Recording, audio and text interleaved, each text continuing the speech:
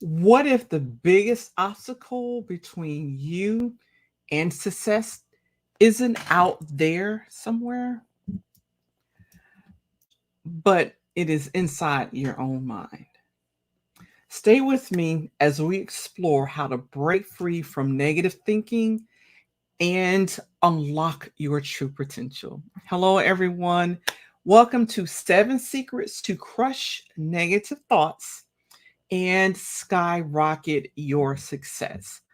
I'm Dr. Twanna, your executive career coach for Black women, and I'm thrilled to have you here today. So, I like to admit my foibles and my mistakes. So, StreamYard updated on me last week and I didn't realize it, and I clicked and I was ready to go live and I didn't click again and again. So, yeah, I did the whole live without recording it, but never fear, I'm back this week.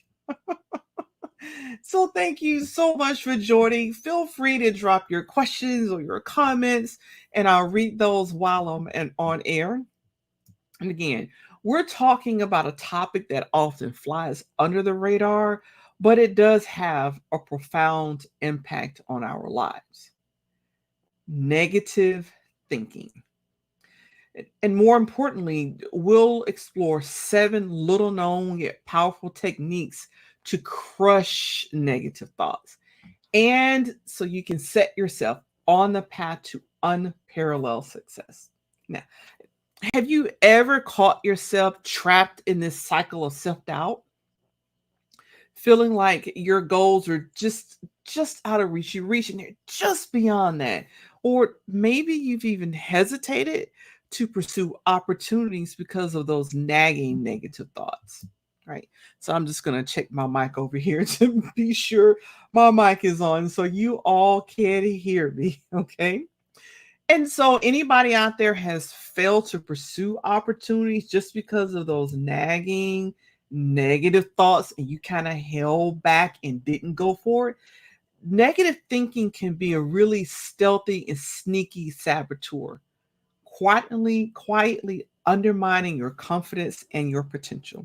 So imagine though approaching every challenge with this sense of curiosity and optimism, this place where you're viewing obstacles not as roadblocks, but like a puzzle piece that you got to put together. You got all the pieces, and you just need to put it together and solve the puzzle. Now, in a perfect world, we'd all harness this mindset that just propels us all forward, just turning every single barrier into a stepping stone.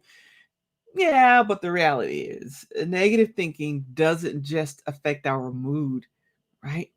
It just reverberates throughout our careers, our personal lives, our relationships, and just our overall well being, even how you feel about yourself. Now, it can lead to missed opportunities, strained connections with folks, and just this lingering sense of unfulfillment. But here's the kicker: negative thinking can also impact your financial prosperity.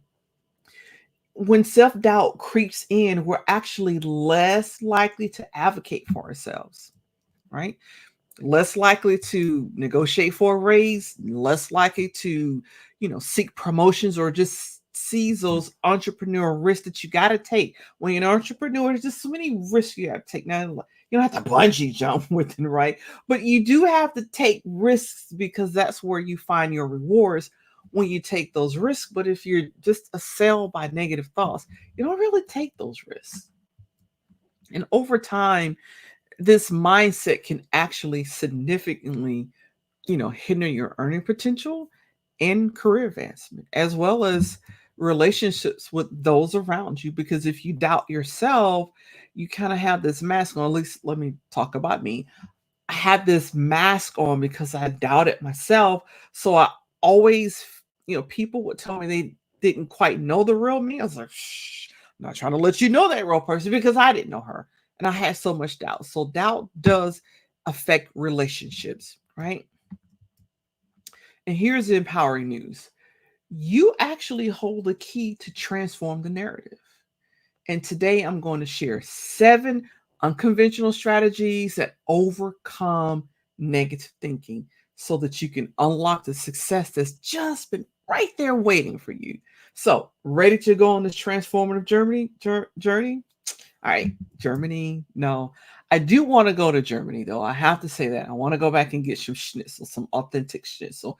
Anybody out there have schnitzel? I love schnitzel. What can I say? I love it, love it, love it. So be sure again, if you have questions or comments, be sure to drop those down below for me. Okay, so here we go. So number one is you do need to first practice thought labeling. Okay, so that's number one. Now, we often become trapped in our thoughts. I know I do. I'm an introvert and actually sometimes love being with my thoughts, but I don't like being trapped by my thoughts, right? And so accepting, we will accept all of our thoughts as if they're absolutely true. Like we do. We think, oh, if I think it, it must be true. And let me give you an example, right? So I woke up one night and it was just dark o'clock in the morning, right? And I turned over and I looked at the ceiling, and in the faint light that was in the room, there was this big spider on my ceiling, just like at my feet. It wasn't over my head, but it was like toward my feet. And I'm not terrified of spiders like I used to be. I still don't like them, right? And so I'm just laying there in shock. I don't move, I don't say anything, I don't scream because I'm just in shock. Like, look how big this thing is, right? And so while I'm laying there, it's like, how could it get in here? Where did it come from? I don't understand. Then it's this little thought that said, hey, he's pretty big. What if he starts moving? He drops in the bed with you. And I was like, oh my God. So then I went from freeze and I had to fight. I need to clip this nail. It's just snagging everything. So I went to this fight mode, right? And so I was like, okay, I'm gonna grab this shoe because I was gonna put the shoe in the closet. I was like, oh, I'm so glad I put that shoe in the closet. I knew right where it was, and I was like, okay, deep breath, deep breath. You gotta attack this spider. You gotta kill this spider. And then my brain said, hey, it's dark.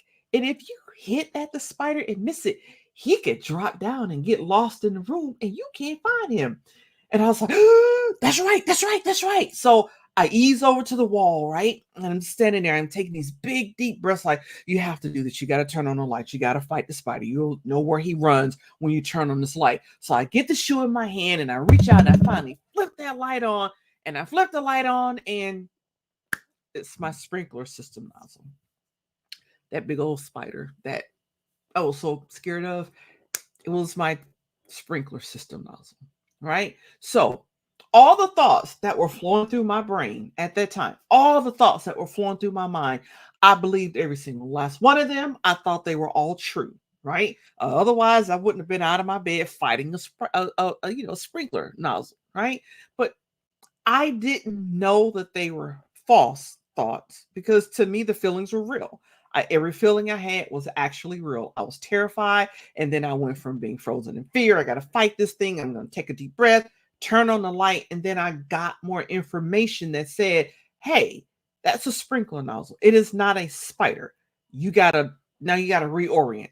So the thing about that story is, yes, we think all of our thoughts are true, but they're not. Clearly, my thoughts were not true. I didn't know it in the moment, but they were not true. So, thought labeling is actually about separating yourself from your thoughts. It's like, imagine that your negative thoughts are clouds that are passing by in the sky. It's not the sky because we know that when the clouds clear, especially on if it's a nice day, when you look up, the sky is pretty in blue. But when it's an overcast day, you have all the clouds that are there. And so if you look up and you see the clouds, but you don't see the sky, but as they start to part and move, you get these little peaks of the sky beyond the clouds. So really think of your thoughts as passing clouds in the sky. They're not the sky, but they're just passing by, just literally passing by. And just acknowledge a thought. I could have acknowledged my thoughts. I said terrified. I was afraid. I was amazed at how big the spider was. There was a whole bunch of fear too, right? And so it would have been for me in that moment, looking at those feelings pass by and saying that those are clouds passing by, right? Those are just clouds. It's not sky. Those are clouds. And so you do, again, acknowledge the thoughts, label them, but you're labeling them without judgment. And then as you label them, you let them just go on by, right? This technique helps you to see thoughts for what they are. They're transient, they're temporary, and they're not all factual. They are not necessarily factual. Again, if you look at my example with spider, that was my, my literally is my imagination. I looked at the sprinkler nozzle and said, I imagine that to be a spider. Well, we do that with a lot of other things. I imagine she must have said something bad about me because she glanced in my direction. We don't know what she's saying. But again, label the thought. What are you feeling in that moment? Like, are you feeling fear? Is it anger? Is it sadness? Is it disappointment? Just label it and let that thought go past. And the next one comes, just label without judgment. Okay. And number 2, the second one is engage in paradoxical intentions. Like, what in the world is that? Okay. It might sound counterintuitive, but bear with me here. Sometimes embracing your fears diminishes their power by intentionally thinking. If you have a negative thought, then you up the ante and think something even more negative than that. And then by thinking that negative thought to this exaggerated degree, you can actually reduce all the anxiety associated with it, right? And so it's like shining a spotlight on a shadow that once it's fully illuminated, it kind of loses its ability to scare you. So, let's look at this example. Let's say that you have a presentation and speaking in front of people is actually number one fear. People hate speaking in front of people. It's like, I'd rather die than speak in front of people. So let's say that you have a presentation and you said, oh my God, what if I trip on the way up? So you don't just stop there. You go, not only am I going to trip, but I'm going to fall flat on my face when I walk up there. And I'm just going to lay there. I'm just going to lay there instead of giving my presentation. I'm going to lay there. And then everybody's going to step over me and they're going to be stepping on my clothes and just stepping over me and stepping around me. I'm not going to give the presentation because I'm too embarrassed to land on the floor, and I'm just going to stay there. And then eventually I'll be so embarrassed that I just move my office there and they'll just move all my desk and all my stuff on the floor around me. That just sounds ridiculous, right? Yes, it sounds totally ridiculous, but it is ridiculous enough to discard the original thought you had about making a fool of yourself or tripping on the way up to the stage. So it really is like giganticizing the fear, making it outsized and ridiculous. And then, you'll have to like kind of laugh at yourself like that's not going to happen. But it puts everything into perspective. It puts those negative thoughts into perspective, right? So number 2, I know this is weird. Number 3, it's weird. Blow bubbles. No, really, blow bubbles. Okay, not real bubbles, but pretend you're blowing the big bubbles, right? Just take that deep breath in and then blow. You can even pretend like you have the little wand, the little thing they used to give you when you were a kid. You dip it in the soap and you pull it out. You got to blow through it, right? And so when you're pretending that you're blowing these big bubbles every time a negative thought hits, this serves as a reminder, first of all, to shift your mindset. That's number 1. Number 2, who blows bubbles? I mean, who do we typically connect with blowing bubbles? Kids, right? We connect blowing bubbles with kids. And kids typically, you watch a kid blowing a bubble. If you hadn't seen it, watch any kid blowing bubbles or kids in the vicinity of someone blowing bubbles. Or if they have those big machines in there blowing bubbles. Those kids are so carefree and they're happy and they're laughing and they're joyful. It is a wonderful sight to see, right? And so over time, when you pretend you blow bubbles, or you can, go get you some real bubbles, you just gotta like fix them up because they kind of cheap nowadays. You gotta put you some glycerin and some dish detergent in it to make them thick so you can kind of blow the bubbles. Yes, I have 3 girls, and yes, I've done this many times, as you can tell, right? But over time, this can reduce the frequency of negative thoughts. And because you're pinging back to happy times and blowing bubbles, right? And that's what you want. You want to ping back, remember a happy time, and just kind of make yourself joyful and carefree. Again, it's just not many kids you're going to see blowing bubbles that they're not joyful and carefree, whether they're actually blowing the bubble or they're trying to hit them or seeing all the pretty colors in the bubble, right? So that was number 3, blow bubbles. Number 4, you want to create a personal mantra, right? And you can create your own, or you can grab a copy of my affirmations journal, Melanated Magic, which is, I'm going to put that up there on the screen for you. At least I thought it was here, and it probably is. There it is. Melanated Magic, it is affirmations to nurture your soul and unleash your Black girl joy. So it's 180 affirmations for you to use, or you can just create your own powerful, positive affirmation, your positive statement, right? That really resonates with you, such as, I am capable and confident in all that I do. And you just repeat that every time you have a negative thought, right? And, repeat it daily, of course, but every time you have a negative thought, you'll want to just repeat that over and over, just over and over, especially when those negative thoughts emerge, because this starts to reprogram your subconscious. It reprograms your subconscious mind so that you start to align with better thoughts, more positive thoughts and positive beliefs, right? Now, I will hear people say, oh, that affirmation stuff doesn't work. That's not true. I don't believe that. Well, honestly, there are people who wake up every morning with negative thoughts, and it causes them doubt. They lose their confidence. Their self-esteem starts to drop because they're literally repeating these negative thoughts to themselves, and they're beating themselves up day in and day out. So a negative thought is just a de-affirmation, and it works. Why? Because your confidence drops. Like I said, your self-esteem drops, your self-efficacy drops. You start to doubt yourself, and it affects your relationships. So really, what do you have to lose by repeating positive thoughts to yourself? Positive affirmations. I mean, what do you have to lose? We know it works in a negative direction, so why not use it in a positive direction? I'm just saying. I'm just saying it's something to think about, right? So number 5 is explore expressive writing. Set aside like 10 to 15 minutes to write freely about your deepest thoughts and your feelings regarding a challenging situation.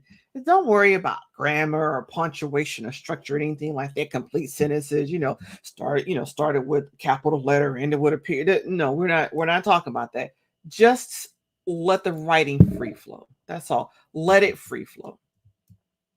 This practice can actually help you process your emotions and gain insights.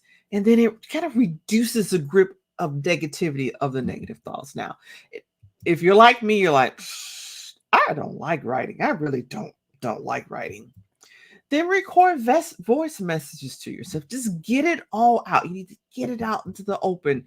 And the more you can do that, the more positive thoughts you'll have, right? You do this one in conjunction with your positive mantra, and it's a win-win situation, right? Totally win-win situation. Now, number 6 is practice mindfulness through sensory grounding, right? So what do we mean by sensitive grounding? So when negative thoughts start to swirl, it's like they're racing. You're like just one after the other. You're like literally just beating yourself up with negative thoughts. Just start by grounding yourself, turning into your senses. Right? We got the 5 senses: touch, taste, see, smell, and hear. Right? That's the 5th one, here. So what you do is, oh, I took my thing off there. There we go. And so what you do here is you identify the five systems, right? The 5 senses. And then you start there. Whoops. There we go. And you look around you, you find 5 things, right?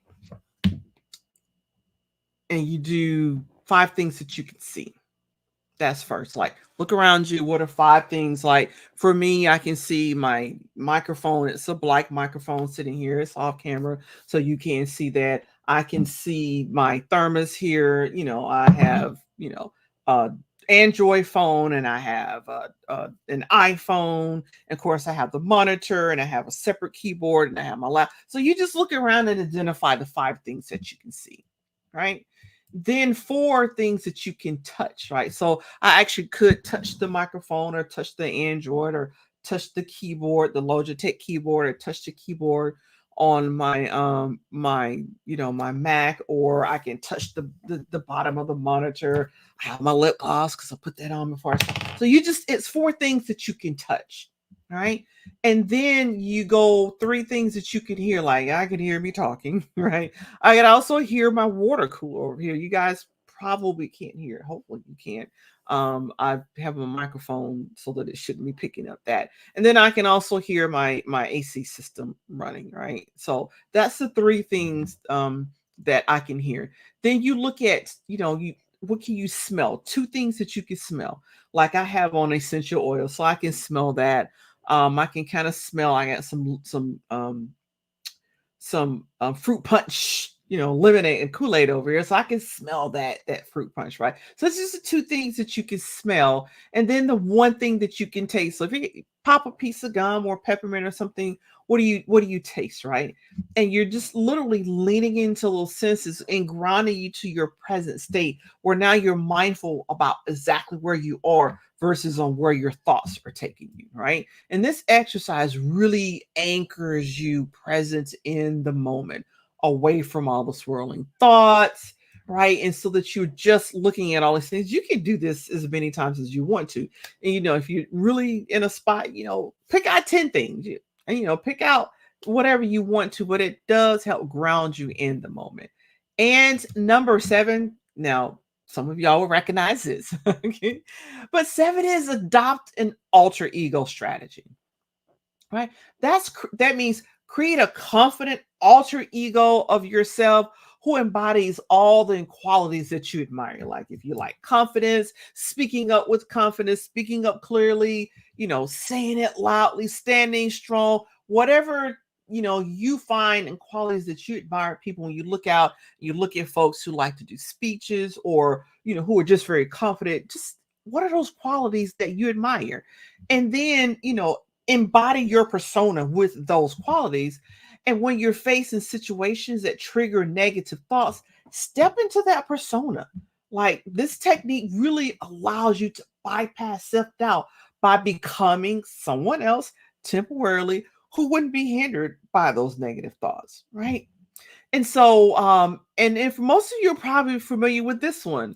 Like Beyonce has Sasha Fierce. When she steps into that persona, she becomes Sasha Fierce, right? And so you can step into your persona. If you want to be Tasha Fierce, did you make yours whatever you want to call it, right? I recall working with a client who was a software engineer, and we'll call her Aisha, right? Now, it's not her real name, but she struggled with imposter syndrome and negative thoughts despite her she had very talented, just really, really talented, right? So she was hesitant to pull back. She was like pulling back. She didn't want to lead this high profile project that it could have actually catapulted her career. The negative thoughts like, oh, I'm not experienced enough. There's got to be someone else who's better at this than me. What if I just make a fool of myself? So she just, I'm just, oh, she just like, what if I just fail spectacularly? And they held her back from stepping up. Now, when she came to me, I introduced her to the alter ego strategy, and she created of her ego was called Nova. Nova was a fearless tech leader. Let's see here. Okay, we'll take that one off there. There we go. Okay, got my wrong sign up there. It's okay to tell me I got the wrong sign up to use the alter ego, right? But so Aisha created Nova, and Nova was a fearless tech leader who thrived on challenges. So whenever doubt would creep in, she would ask herself, what would Nova do? What would Nova do right now? How would Nova act? What would Nova say? Now, she was able, this was able to, this shifted and empowered her to take the lead on this project. And not only did she excel, but her innovative solution was actually, it actually gained recognition company wide. You know, adapting an alter ego, it didn't change who she was. It just unlocked the confidence that was already within her by adopting this alter ego strategy. Now, by incorporating these 7 unconventional strategies into your life, you're not just fighting negative thoughts. That's not the only thing you're doing. You're also transcending them, right? You're just rewiring your mind to focus on the possibilities rather than always focus on the what if this goes wrong and what if this doesn't happen and what if I'm not good enough, what if this and what if that, right? And then if you're also ready to take this transformation to the next level, I invite you to join my Success Mindset 7-week mental fitness group. It's group coaching, right? This program is designed to deeply ingrain these strategies and more into your daily life by providing you with the tools and support and a community to cultivate a resilient, success oriented mindset. Over the course of the 7 weeks, we'll dive into advanced techniques and tools. You'll have the group support, we'll have the group coaching sessions, and the collaborative exercises that will actually empower you to break through mental barriers and achieve your highest aspirations without all those pesky negative thoughts. And because of the intensive nature of the process of the program, spaces are limited to 9 people in a group. So if you're committed to elevating your mindset and unlocking your full potential, just sign up today, right? And you do that by securing your spot by dropping mindset in the comments, right? Just drop mindset in the comments for the sign up link. And until next time, go ahead and stay positive and keep moving forward because after all, you got this.